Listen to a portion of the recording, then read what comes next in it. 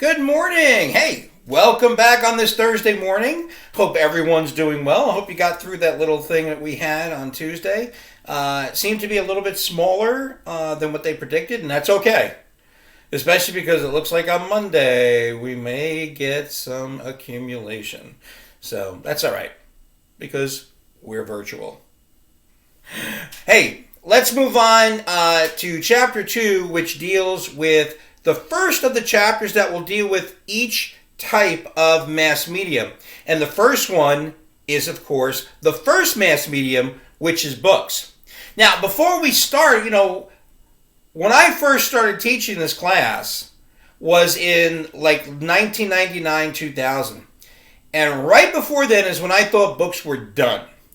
It looked like by 1998, the internet had pretty much taken over by 1998, especially with young kids. Young people were out there. We were doing the social media, especially they were starting to sprout up things called MySpace and AOL chat rooms were the thing to do. And it looked like books. Forget about books.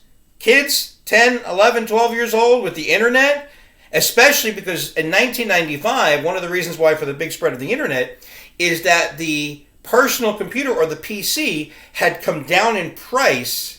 So that now each kid, almost like when I was a kid in the 1970s, is when prices came down so much that I could have a television in my room, a 13-inch TV in my own room. Like, wow, that's a big deal. And by the late 90s, when you could have a PC or personal computer, some of you may look back in history, look at those little compact computers where they were pink and they were blue and they were yellow, made especially for young people, and you could have them in your room. And then all of a sudden, this lady comes along. I know there's a little glare there. I think you'll all recognize her, and you'll recognize one of her books. That, of course, J.K. Rowling, and that's one of the Harry Potter books, which she is the author of. And all of a sudden, books came back. And it was amazing to me to watch books really come back strong because these weren't just like 130, 140 page books. These were several hundred pages. And that young kids were breaking away from the computer, from the computer games, as gaming was now really starting to pick up also in the late 90s, early 2000s. And they were breaking away from these to sit down and read books. One of the things I hear from young people recently was when they were in elementary school or middle school, they had this summer reading program, which I never had. We walked out of that school in June. We didn't see it again until September, except if you played a sport. So when I heard about things like summer reading programs, I thought that was amazing. It really kept books in there. And, of course, the Harry Potter series really brought books back to the generation right before yours. Now, books are still something of in a decline. I mean, it's very difficult to keep bookstores going. We've seen movies, what is it, You've Got Mail or something like that, where, little bookstores that used to hang out all the time, owned by private, people owned privately, they're gone. You pretty much only have chains left. A lot of the chains are starting to disappear.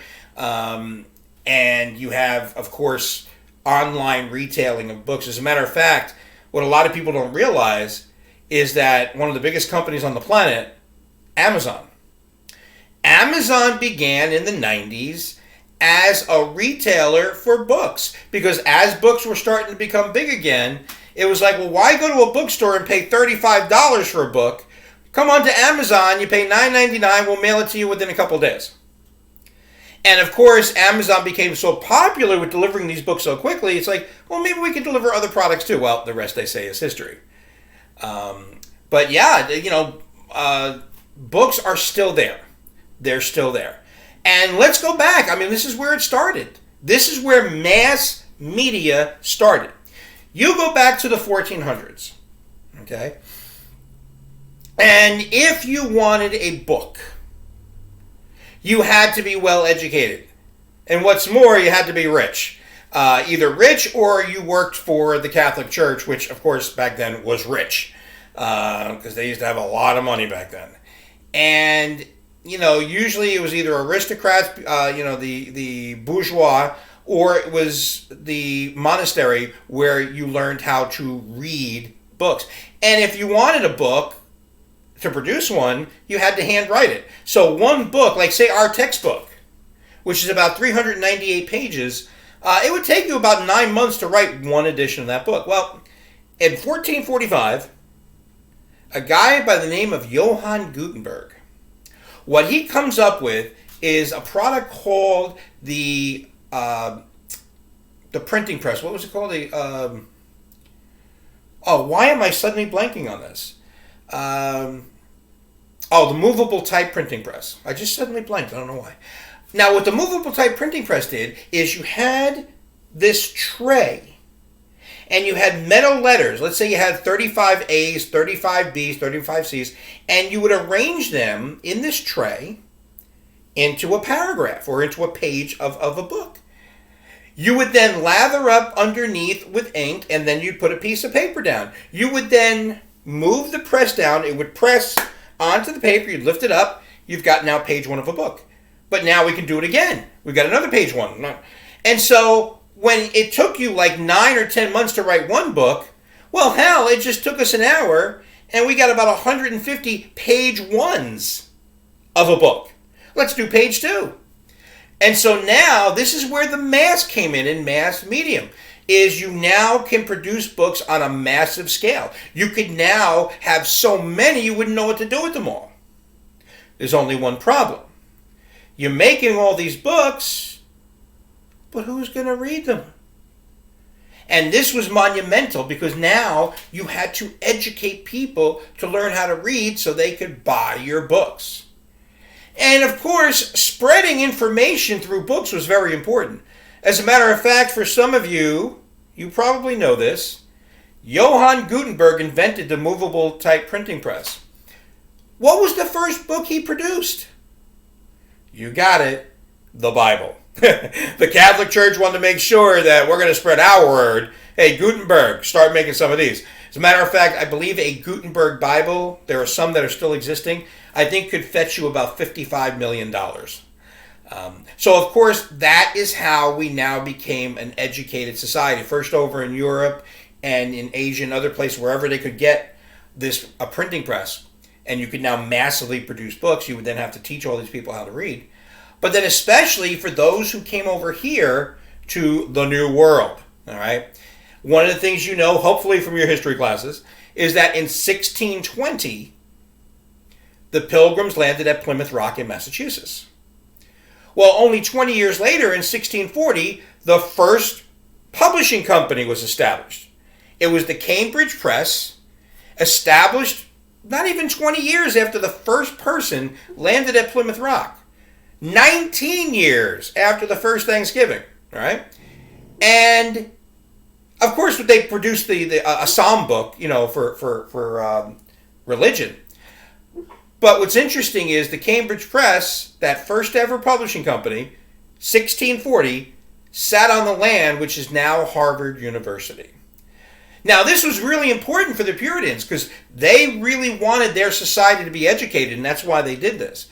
As a matter of fact, to give you an idea, what the Puritans brought here with books and making sure that everyone would be well educated in their society, they pretty much established what we have today. I mean, you got to register for school when you're 5 years old. You got to go to kindergarten. You got to go to first grade. You're either going to be in school or you're going to be homeschooled, but you will have some kind of education going on. And as a matter of fact, one of the descendants of the Puritans was our second president, John Adams. Amazing man. I absolutely love John Adams, one of my favorite presidents who only just made one big mistake. We'll talk about that later on. But John Adams, after the Revolutionary War, after helping Jefferson write the Declaration of Independence, and then going over to Europe and securing $5 million in loans to help us to fund the Revolutionary War, John Adams, between the time the war was over and his election as vice president 6 years later, he was the first governor of Massachusetts. And what he did, he mandated that all children born in Massachusetts or who lived in Massachusetts would be educated. So, when you were trying to skip school and the truant officer was calling your parents, wondering where you are, blame our second president, John Adams. But absolutely, this is what books did, is they wanted to be educated. And, books were not just for education, it was for enjoyment.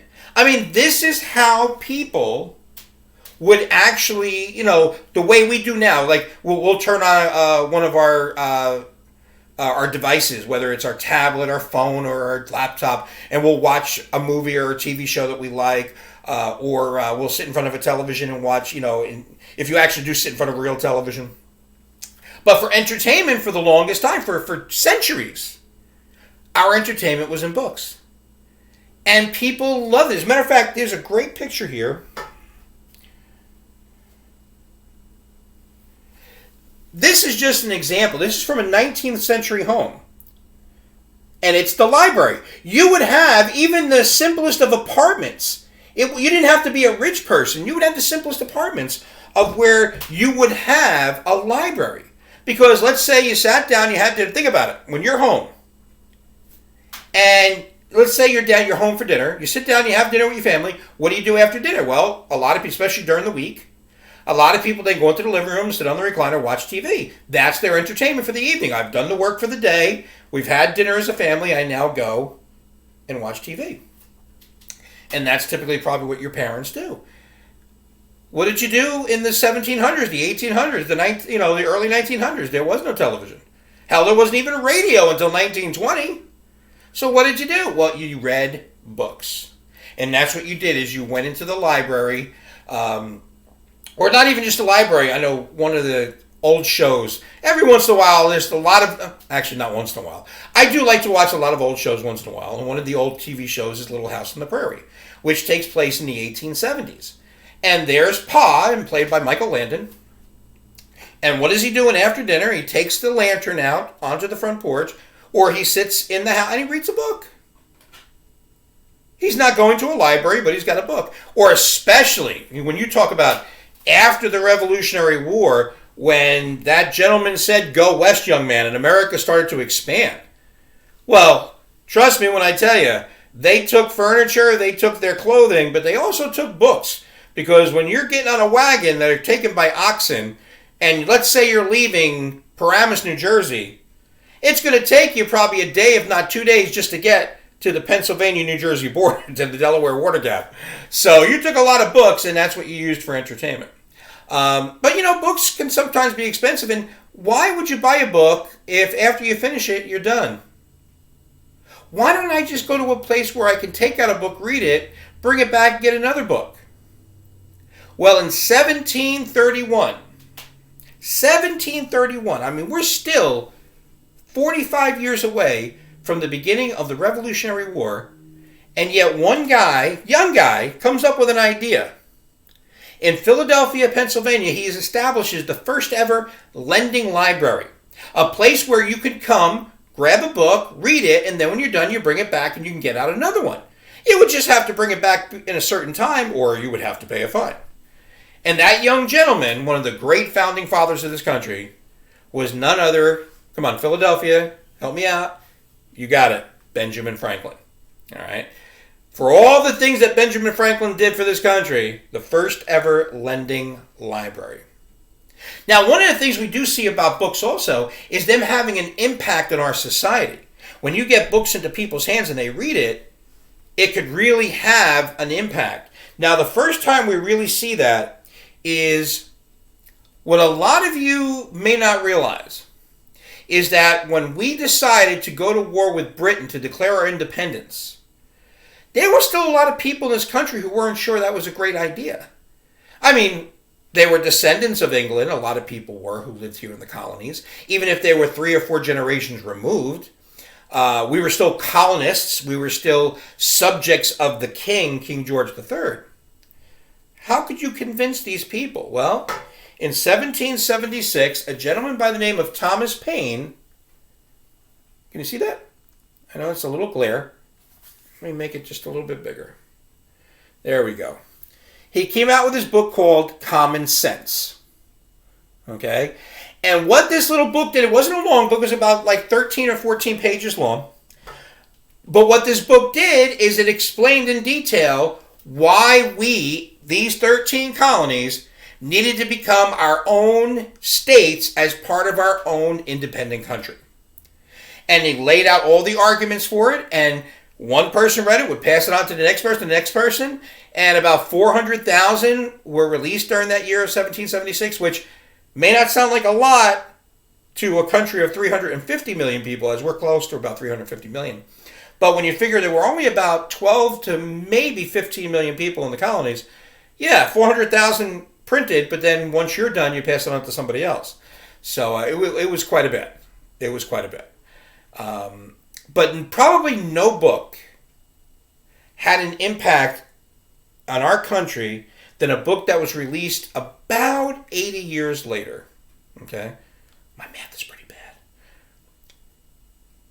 Even before the Revolutionary War, there were those in America who just didn't think that slavery was a good idea. Well, of course it wasn't. We're enslaving people. They're human beings. Well, so what about their skin color? This is crazy. And of course, as we moved along into the 1800s, as we added more states to our union, you had an area where states felt that they needed to have slavery for their economies, because they were more of this rural, or more of this the plantation type states. This is what we grow. We're warmer more months of the year. We grow the tobacco. We grow the cotton. We need slaves to work it. And of course, people up north are like, you're absolutely out of your minds. Okay? It's enslaving people. These are human beings. But yet, even though there was this big argument in this country, there wasn't really any movement, especially because a lot of people in the North may have been against slavery. And would even spoke, but didn't really know the nuances of what happens down in the South because they'd never been there. Well, that's until 1852. And that's when this book comes out. Uncle Tom's Cabin by Harriet Beecher Stowe. Now, this was a fictitious book, but what it did, it was a story about the way slaves lived in the South. And when you read some of the dialect, some of the dialogue between two slaves talking to one another, and it was really this really bad, Abby's doing this type of thing, really broken up bad English. And people in the North who were reading that couldn't believe that this was true, that people were actually, that there were people living in this country were talking like that. This is just outrageous how we're treating these people. And in 1852 it was released. By 1854 it had already sold 1 million copies, which again, in the 1850s there's not a ton of people in this country compared to today. But when you take 1 million copies of this book, and it went in many different editions, 3rd edition, 4th edition, 5th edition, and so on. And of course, once you read it, you pass it on to somebody else, and then they pass it on to somebody else. Well, let's just say the real seeds were sown in the Civil War based on the popularity of this book, because it really brought forth to the Northern people who were against slavery, but it really brought forth the realism. And as more and more people read this book, it really, really jacked up the feelings that we've got to put an end to this once and for all. Which, of course, on January 1st, 1863, we did with the Emancipation Proclamation put out by President Lincoln. Which he was probably going to do anyway, but you put out a book like Uncle Tom's Cabin, and that's going to really push the effort. And it really did. All right. You've got your quiz on the book's chapter. All the answers are found in your chapter. Get that done by Sunday night, 8 p.m., and we'll see you on Monday morning.